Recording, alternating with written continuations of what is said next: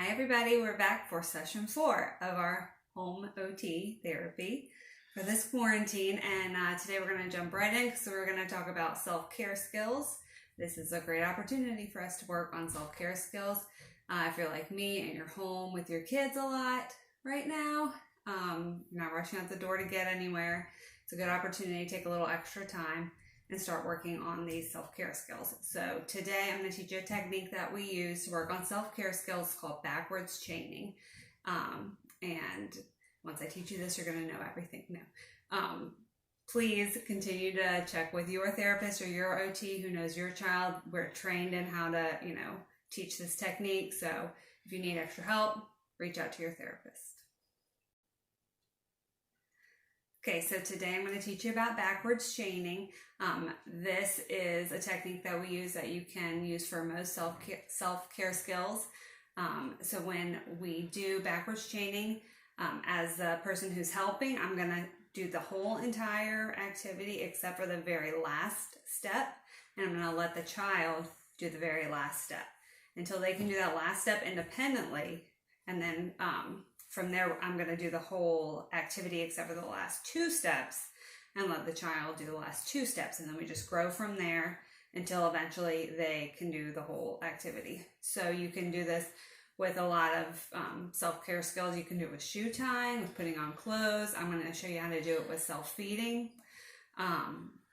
Like if you're doing it with shoe tying, I'll do the whole shoe tie and then let the child just pull the bow at the very end. So that's an example of how I do the whole thing except the last step. And then I'm going to show you today a little demo of how to do it with self-feeding while you're at home right now. Okay, I have Gracie today, and she's going to help me demonstrate how we do backwards chaining with self-feeding. She was a little jealous she hasn't got to be in my videos yet. So she's here today.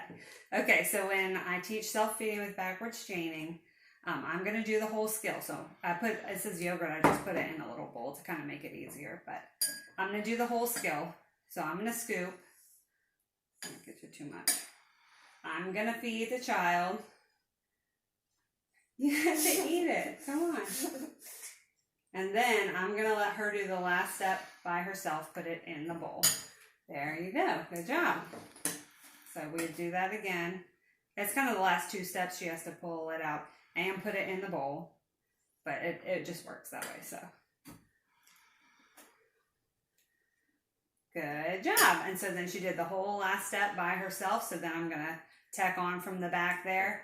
So now I'm still going to scoop. I'm still going to pick it up. Stop with the face.